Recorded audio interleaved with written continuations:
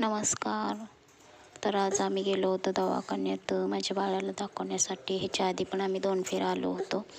त्याला ताप होता आणि कानाच्या पाठीमागे असं गाठ पण झाली होती. मग त्याच्यासाठी त्यांनी औषध वगैरे दिलं होतं, पण त्यानं काही कमी आलं नाही. 2 दिवस आम्ही वाट बघितली. मग परत आज दाखवायला आल्यावरती त्यांनी सोनोग्राफी करायला लावली. मग सोनोग्राफी केल्यावरती मग ती आतून गाठ असं जरा जास्त मोठी झाली असं सांगितलं.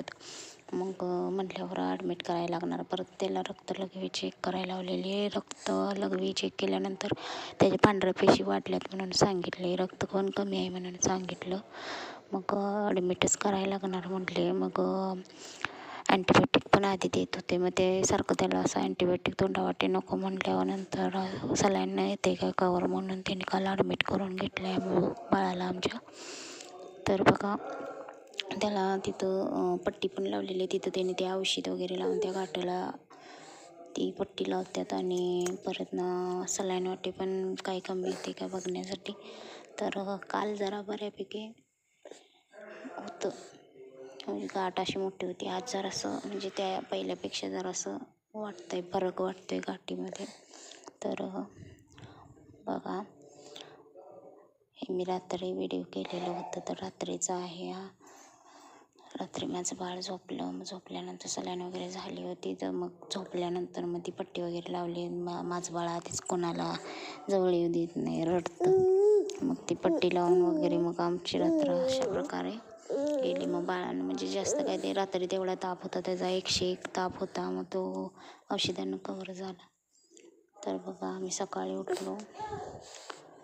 सकाळीचा हा दुसरा दिवस बघा. बाळाचं माझ्या आता सलाईन लावायचं आहे. त्याला सलाईन वगैरे लावून छोटीच बाटली असते त्यात अँटीबायोटिक, म्हणजे ते त्याच्यावाटे त्याचं कमी होते का बघण्यासाठी. तर आज जरा फरक वाटत होता.